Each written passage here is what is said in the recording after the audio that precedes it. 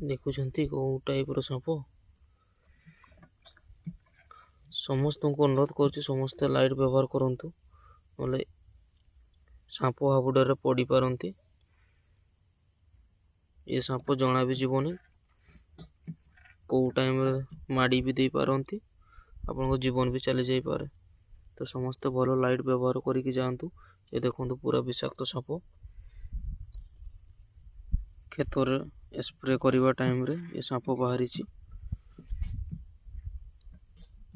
ଦେଖୁଛନ୍ତି। ତ ସମସ୍ତଙ୍କୁ ଅନୁରୋଧ ମୋର ଯେ କାହାରି ଯେମିତି ନ ଜୀବନ ଯାଉ, ତ ସମସ୍ତେ ଲାଇଟ୍ ବ୍ୟବହାର କରନ୍ତୁ, ଦେଖି ଚାହିଁ ଚାଲନ୍ତୁ, ଆରାମସେ ଯାଆନ୍ତୁ। ରାତିରେ କ୍ଷେତକୁ ଗଲେ ଟିକେ ସାବଧାନ ରୁହନ୍ତୁ।